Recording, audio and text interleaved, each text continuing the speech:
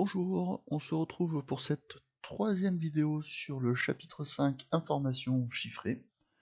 On va parler aujourd'hui des coefficients multiplicateurs. Alors vous voyez que ça ne fait pas partie des objectifs qui sont ici, mais en fait les coefficients multiplicateurs vont être utiles pour parler de l'objectif 4 et 5. Donc aujourd'hui on va voir ce que c'est que le coefficient multiplicateur, et puis lors de la quatrième et dernière vidéo, on pourra parler du taux d'évolution global et du taux d'évolution réciproque en utilisant le coefficient multiplicateur. Ok, donc on commence la partie 3 du cours, donc j'espère que vous avez votre feuille sous les yeux, et c'est parti. Cette partie 3 s'appelle donc coefficient multiplicateur, et vous voyez qu'il va y avoir quelques petites phrases à compléter, et on a juste un exemple. Donc à partir de cet exemple-là, on va essayer de compléter les phrases qui sont ici. Donc on vous dit un employé est payé 1650 € par mois, et l'année suivante, on lui annonce une augmentation de 3,2%. La question qu'on se pose, c'est quel est son nouveau salaire, et par combien l'ancien salaire a-t-il été multiplié? Donc, ici, c'est un exercice que vous savez faire normalement depuis longtemps, puisque si le salaire augmente de 3,2%, il suffit de calculer 3,2% de 1650 €, d'accord? Donc 3,2% de 1650 € se calcule simplement en faisant 3,2% fois 1650 €. Et 3,2%, vous savez que c'est égal à 0,032, d'accord? Faites attention à ne pas vous tromper de nombre de zéros, multiplié par 1650. Voilà. Donc vous prenez la calculatrice, et vous tapez 0,032 fois 1650, et ça vous donne 52,8. Donc le salaire augmente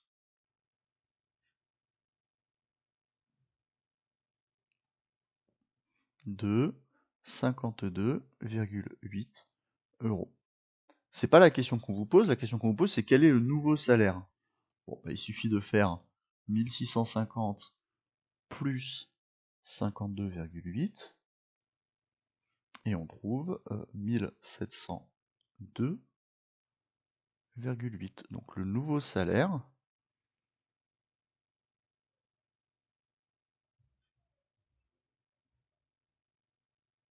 est 1702,80 €. Voilà. Comme on parle d'argent, je vais mettre deux chiffres après la virgule. Ok? Par combien l'ancien salaire a-t-il été multiplié?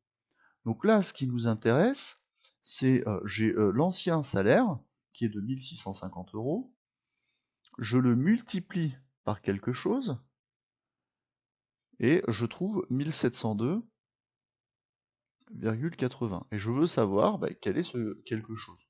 Bon, c'est facile, hein, quand vous faites 1650 fois quelque chose égale 1702, vous savez que pour trouver le quelque chose, il suffit de faire 1702,80,8 divisé par 1650. Donc vous prenez la calculatrice, vous faites 1702,8 divisé par 1650, et vous trouvez 1,032.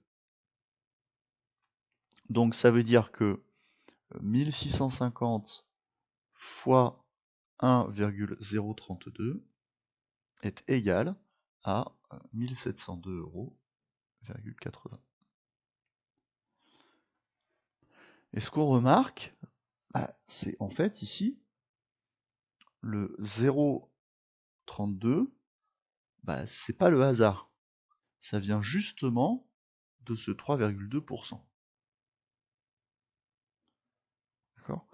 Donc, le nombre que j'ai appelé K ici, en fait, c'est ça qu'on appelle le coefficient multiplicateur, puisque c'est le nombre par lequel on multiplie la valeur de départ pour obtenir la valeur d'arrivée. Donc cette fois-ci, on ne s'intéresse pas à la variation, on nous donne la variation relative, donc on ne s'intéresse pas à la calculer, on nous donne la variation relative, et la question c'est, connaissant cette variation relative, comment est-ce que je fais pour déterminer la valeur d'arrivée? Alors, on va regarder l'exemple 2. Une console de jeu coûte 499 €. Au moment des soldes, le prix est diminué de 7%, et on vous dit par combien faut-il multiplier le prix de départ pour obtenir le nouveau prix. Alors, on va faire exactement la même chose, par contre, on va le présenter un peu différemment. C'est-à-dire que tout à l'heure, j'ai d'abord calculé 3,2% de 1650, et comme c'était une augmentation, j'ai pris 1650 et j'ai augmenté du résultat que j'ai trouvé. Là, on pourrait faire pareil. Je pourrais calculer 7% de 499, et comme c'est une diminution, je vais enlever le résultat à 499.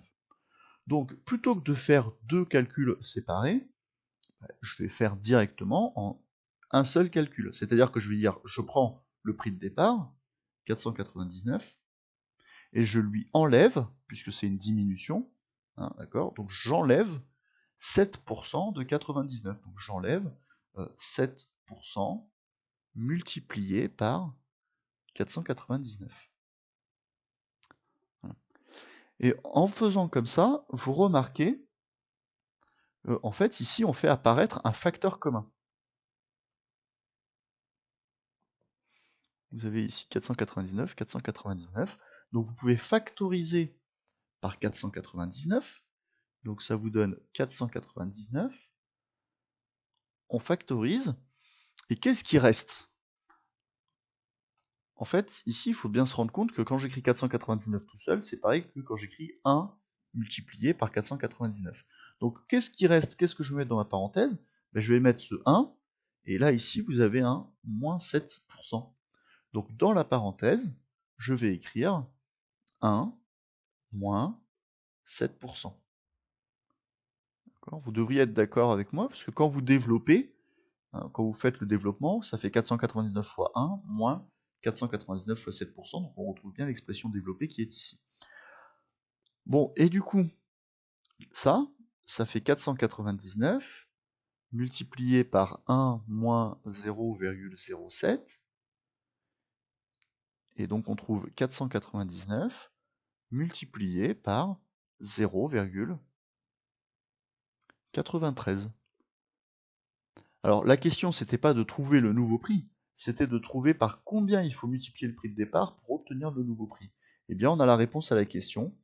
Il faut multiplier le prix de départ par 0,93.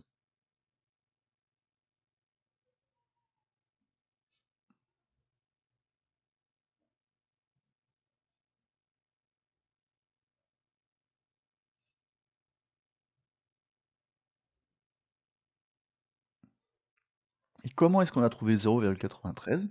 En faisant 1 moins 7%. Puisque c'était une diminution de 7%, du coup on a fait 1 moins 7%. Et tout à l'heure, si vous regardez bien, on a fait une augmentation de 3,2%.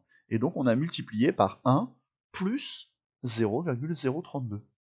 Ce nombre-là, c'est égal à 1 plus 0,032. D'accord? Et donc, grâce à cet exemple, vous devriez être capable de compléter les phrases qui sont ici. C'est-à-dire que quand j'augmente une quantité de P%, donc par exemple, on a augmenté de 3,2% ici, ça revient à multiplier par, donc Cm, c'est le nom du coefficient multiplicateur, donc augmentation, on a fait 1 plus le pourcentage. D'accord? Ici, on a fait 1 plus 0,032, ça nous a donné 1,032. Et diminuer une quantité de P%, dans ce cas-là, ça revient à multiplier par 1 et moins P%. Voilà, ces deux phrases qui sont assez simples à retenir, mais il faut quand même les apprendre par cœur. Et l'idéal, c'est de les comprendre. D'accord? Et ça vient en fait, ce truc-là, ça vient simplement de la factorisation. Donc, quand j'augmente, je fais une addition. C'est pour ça que j'ai 1 plus P%. Quand je diminue, je fais une soustraction. Et donc c'est pour ça que j'obtiens 1 moins P%. Et la conséquence de ça, c'est qu'un coefficient multiplicateur plus grand que 1 correspond forcément à une augmentation.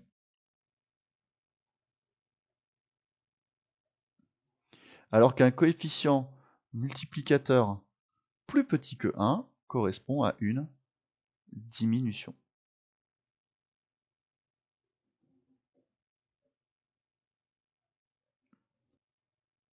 Voilà, donc si on prend un autre exemple, n'importe lequel, je sais pas moi, si je reprends un salaire, voilà, quelqu'un qui gagne 2100 euros, et on lui dit son salaire va augmenter de 9%, comment est-ce qu'on fait pour calculer le nouveau salaire? Ben, comme c'est une augmentation de 9%, on va multiplier par 1 plus 9%. Voilà. Donc on va multiplier par 1 plus 0,09. Autrement dit, on va multiplier par 1,09. Voilà. Alors avec l'habitude, vous pourrez directement écrire cette dernière ligne, 2100 multiplié par 1,09. Et vous voyez que du coup, ce calcul-là va être beaucoup plus rapide à faire que de faire toutes les étapes intermédiaires ici. Voilà, je vous propose maintenant de prendre le tableau d'exercice que je vous ai donné en parallèle du cours. Et c'est le tableau qui est là. C'est ce tableau-là, et on va le compléter. Alors, j'allais dire, on va le compléter ensemble. Non, on va pas le compléter ensemble, vous allez le compléter tout seul. Je vais vous laisser un peu de temps, et puis ensuite, je vous donnerai la correction. Je vous explique juste rapidement comment ça marche. Donc, on vous donne ici certaines valeurs. Soit on vous donne le coefficient multiplicateur, pardon, soit on vous donne le coefficient multiplicateur, soit on vous donne le taux d'évolution, et c'est à vous de compléter toutes les cases du tableau. D'accord? Par exemple, ici, si on donne moins 21%, ben, moins 21% c'est une diminution, c'est une baisse.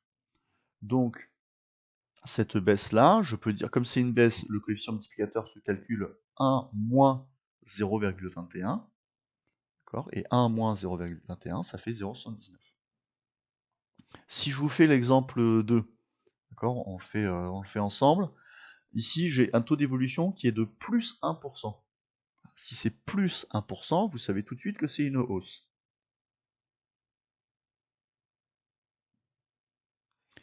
Si c'est une hausse, ça veut dire que ici, pour calculer le coefficient multiplicateur, on va faire 1 plus 1%, puisque c'était une hausse. Là, c'était une diminution tout à l'heure, donc j'ai fait 1 moins, mais ici, c'est une hausse, donc je fais 1 plus 1%. Et 1%, c'est pareil que 0,01. Donc 1 plus 1%, c'est égal à 1,01. Donc augmenter quelque chose de 1%, ça revient à multiplier par 1,01. D'accord? Donc, mettez la vidéo en pause, prenez le temps qu'il vous faut pour compléter toutes les lignes qui sont ici. Dès que vous avez fini de compléter les lignes, vous reprenez la vidéo et je vous donne la correction juste après. Voilà le tableau complété que vous avez dû obtenir. Donc ici on l'avait fait ensemble. Bon, vous voyez, après j'ai juste écrit B et H, B pour baisse, H pour hausse.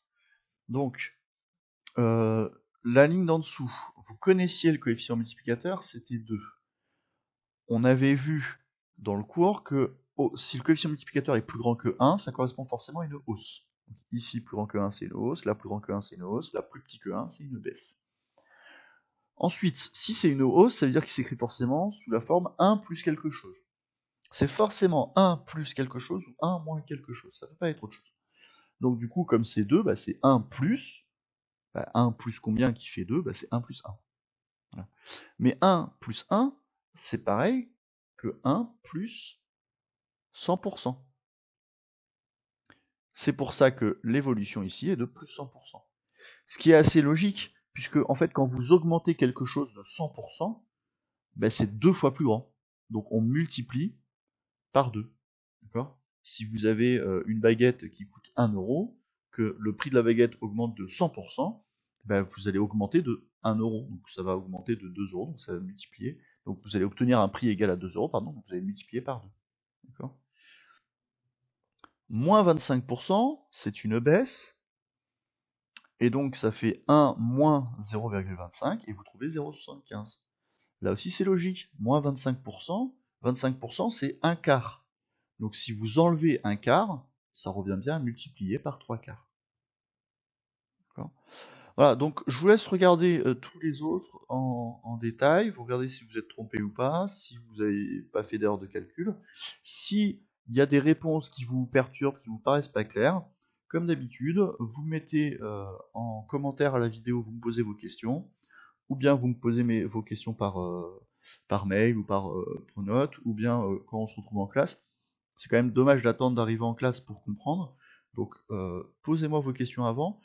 D'autant que pour la quatrième vidéo, on utilise les coefficients multiplicateurs, et donc ce serait quand même dommage de ne pas avoir compris ça pour finir le cours avec la quatrième vidéo. Donc essayez de bien comprendre, corrigez vos erreurs, et si vous n'arrivez pas à corriger vos erreurs, vous me posez des questions. D'accord? Allez, on s'arrête là pour cette vidéo. Bon courage à tous et à très bientôt. Au revoir.